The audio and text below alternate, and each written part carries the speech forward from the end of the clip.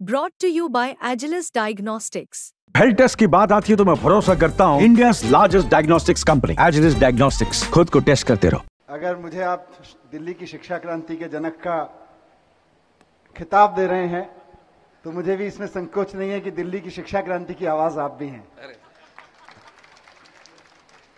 बहुत बहुत धन्यवाद सभी पेरेंट्स का, सभी बच्चों का, सभी टीचर्स का, सभी head of the schools, education department के ऑफिसर्स का। साथ साथ धन्यवाद दिल्ली की माननीय मुख्यमंत्री मेरी छोटी बहन आतिशी जी का। साथ साथ एजुकेशन डायरेक्टर, एजुकेशन डिपार्टमेंट के हमारे जॉइंट डायरेक्टर उपाध्याय जी, सभी का मैं अपनी विधानसभा के इस नए स्कूल प्रांगण में बहुत बहुत स्वागत करता हूं। मेरे लिए बहुत खुशी का क्षण है, भावुक क्षण है, क्योंकि मैं जब स्कूल में आता था तो एक बहुत रोती हुई बिल्डिंग देखता था नहीं, और मेरा मानना है कि एक रोती हुई स्कूल बिल्डिंग हंसता हुआ देश नहीं पैदा कर सकती। अगर आपको देश खुशहाल चाहिए, अगर देश आत्मविश्वास से भरा हुआ चाहिए, अगर आप देश को हंसता हुआ देखना चाहते हैं, तो आप दुनिया में कुछ करें ना करें, अपने स्कूल बिल्डिंग्स को मुस्कुरा दीजिए, मुस्कुराता हुआ बना दीजिए, उनको वार्म वेलकम देने वाला बना दीजिए। उससे आपके देश की बुनियाद खुशहाली की पड़ेगी, एक मुस्कुराते हुए देश की पड़ेगी। उस रोती हुई बिल्डिंग की जगह एक इतनी शानदार बिल्डिंग हमारे बीच में खड़ी है। इसके लिए मैं सभी इंजीनियर्स का, सभी ऑफिसर्स का धन्यवाद करना चाहता हूं। मैं 10 साल पहले, 12 साल पहले जब आप सबके बीच आया था, आज यहां अधिकतर लोग पटपड़गंज विधानसभा से ही हैं, पेरेंट्स। आतिशी जी तो जानती हैं, मैंने उनसे कई बार जिक्र किया है। विदिता जी के लिए शायद ये पहली बार मैं शेयर कर रहा हूं कि जब मैं यहां एक पॉलिटिशियन के रूप में चुनाव लड़ने आया था, तो पॉलिटिशियन का काम है वोट मांगना।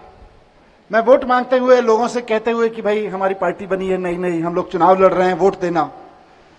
तो पटपड़गंज विधानसभा की किसी एक गली में एक बहन मुझको मिली और उसके साथ उसका छोटा सा बच्चा था। मे बी, मुझे अभी वो दृश्य ध्यान है। वो रास्ते में चलते हुए मुझसे बोली कि सर हमें आप अच्छे लगते हो, वोट तो हम आपको देंगे, लेकिन हमको ना एक अच्छा सा घर दिलवा देना।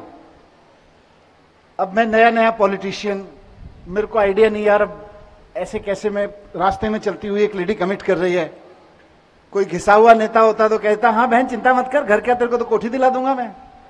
पर ईमानदारी के लिए राजनीति में आए थे, तो ऐसा भी नहीं था कि झूठा मूठा वादा करके रास्ते चलते किसी बहन से निकल जाओ। तो वहीं पता नहीं क्यों मेरे मन से निकला कि बहन चिंता मत कर, मैं ये दावा तो नहीं करता कि मैं आपको एक अच्छा घर दिला दूंगा, पर मैं ये वादा करता हूं कि तेरे बच्चे को इतना अच्छा पढ़ा दूंगा कि ये तेरे को एक अच्छा घर दिलवाएगा। और मुझे बहुत खुशी है, मुझे उस बहन का नाम पता नहीं, उसके बच्चे का नाम पता नहीं, कि पर उस जैसी बहनें और उस कितने बच्चे, उस जैसी बहनों के कितने बच्चे, या वो गली में जो बच्चा मिला अपनी मां के साथ, उस जैसे जाने कितने बच्चे पिछले 10 साल में दिल्ली के सरकारी स्कूलों से पढ़ के आईआईटी तक पहुंचे हैं, डॉक्टर बने हैं, इंजीनियर बन रहे हैं, इवन अब तो आईएएस बन रहे हैं। हमारे यहां से निकले हुए बच्चे आईएएस क्वालिफाई कर रहे हैं। एक अच्छी फाउंडेशन हम स्कूलों में रख पा रहे हैं, मुझे बहुत खुशी होती है। इसी क्रम में आज फिर एक और वाकया याद आता है।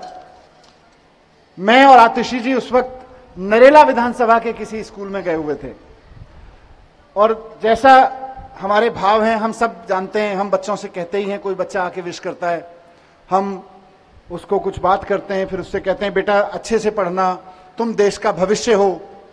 तो मैंने स्वाभाविकतः उससे यही कहा कि बेटा ठीक से पढ़ना, आप देश का भविष्य हो। वो बच्चा शायद अंदर से कुछ भरा हुआ था, या एक रियलिटी को मेरे सामने कहने की उसकी हिम्मत थी, अंदर से उसके अंदर कोई हिम्मत थी जो उसने मुझे वो रियलिटी कही। उस बच्चे ने एक शानदार चीज कही जो आज भी मेरे कानों में गूंजती है।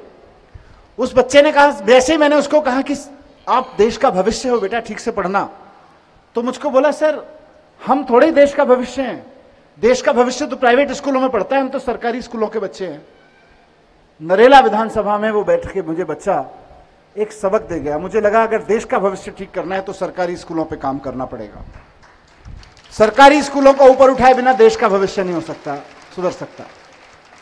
और 10 साल से मेहनत करके अरविंद केजरीवाल जी के मार्गदर्शन में, उनके निर्देशन में, निरंतर उनकी गाइडेंस में, और उनके मैं कहूंगा गाइडेंस और मार्गदर्शन तो है ही है, अरविंद केजरीवाल जी की सुपरविजन बहुत जबरदस्त होती है। हम लोग यहां अपने कमिटमेंट पे खड़े होते हैं या काम पे, और वो वहां चाहते हैं यहां क्यों नहीं खड़े हो। हम वहां जाके खड़े होते हैं तो वो कहते हैं वहां क्यों नहीं खड़े हो, वहां खड़े हो, वैसा काम करो। तो उनकी जो एक्सपेक्टेशन है, उनकी जो अपेक्षाएं हैं अपनी टीम से कि दिल्ली के हर बच्चे को यह लगना चाहिए कि मैं जिस स्कूल में पढ़ता हूं वो दिल्ली का सबसे बेहतर स्कूल है, वो किसी भी प्राइवेट स्कूल से भी बढ़िया स्कूल है, वो ये चाहते हैं। उस विजन पे काम करते हुए आज दिल्ली के हजारों स्कूलों में शानदार पढ़ाई हो रही है, ऐसा मैं मानता हूं। आप भी बता सकते हैं हो रही है कि नहीं हो रही है। इसी के ये यहां जितने पेरेंट्स हैं इसी स्कूल के, इनके आसपास के ही हैं। आपको लगता है दिल्ली के स्कूलों में, आपके बच्चों के स्कूलों में पहले के मुकाबले बेहतर व्यवस्थाएं हो गई हैं, बेहतर अच्छी बिल्डिंग मिल गई है, सुविधाएं मिल गई हैं? किस किस को लगता है बिल्डिंग मिल गई है? चलिए मैं टीचर्स के लिए भी, टीचर्स का भी एक इवैल्यूएशन टेस्ट कर देता हूं, कर दें विद योर परमिशन। आप में से किस किस को लगता है कि टीचर्स और अच्छा पढ़ाने लगे हैं पिछले 10 साल में? अब ये बात टीचर्स देख लें भाई, 100% है, 100% रिजल्ट है आपका। कोई पेरेंट हाथ नीचे नहीं रखे हुए इस वक्त, सारे पेरेंट्स हाथ ऊपर करके कह रहे हैं कि यस टीचर्स बहुत अच्छा पढ़ाने लगे हैं। तो ये हम लोग एक बुनियाद रख रहे हैं। ये आज जिस स्कूल का हम उद्घाटन कर रहे हैं, ये केवल ईंट पत्थरों की एक बिल्डिंग नहीं है, ये मेरे, आपके, पेरेंट्स के, टीचर्स के, बच्चों के देखे हुए सपनों की बुनियाद है।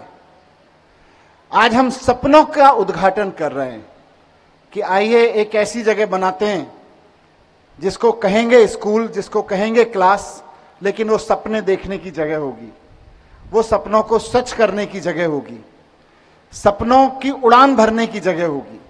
तो ये स्कूल केवल एक बिल्डिंग नहीं है ईंट पत्थरों की, ये सपनों का महल है, ये सपनों की हमारी खेल कूद की जगह, यहां हमारे सपने खेलेंगे, कूदेंगे, बड़े होंगे। मैं आपको बहुत बहुत बधाई देता हूं इस नए स्कूल के उद्घाटन के अवसर पर। आप सब यहां पर आए, आपने, और खास तौर से उन बच्चों को जिन्होंने, कितना 2 साल लगा लगभग है ना, कंस्ट्रक्शन में 2 साल लगा। जेल जाने से पहले मैं इसका शिलान्यास करके गया था, और जेल से आने के बाद मैं ये पहला स्कूल है जिसका उद्घाटन कर रहा हूं। जेल में भी मैं सोचता रहता था कि 2 स्कूल मेरी विधानसभा में थे, मैं आतिशी जी को, क्योंकि मेरे बाद वो शिक्षा मंत्री बनी थी, मैं उनको मैसेज भेजता था कि मैडम मेरी विधानसभा के दोनों स्कूल जल्दी से बनवा देना, मैं बाहर आऊं तो बने हुए मिलने चाहिए। और मुझे खुशी है कि जब मैं बाहर आया तो एक शानदार स्कूल ये बनके तैयार है, और एक शानदार स्कूल ईस्ट विनोद नगर का, मुझे लगता है इंजीनियर्स हैं क्या यहाँ पे? इंजीनियर्स हैं यहाँ? नहीं है। आई एम श्योर 1 महीने में, हाँ 1 महीने बाद हम उस स्कूल का भी उद्घाटन कर रहे होंगे। तो जब जब किसी स्कूल का उद्घाटन होता है, मुझे लगता है देश के भविष्य का उद्घाटन हो रहा है, बड़े सपनों का उद्घाटन हो रहा है। मैं बहुत बहुत बधाई और बहुत बहुत धन्यवाद करता हूं आप सब लोगों का इस साथ के लिए, इन सपनों को सच करने में सहभागी होने के लिए। नमस्कार, धन्यवाद।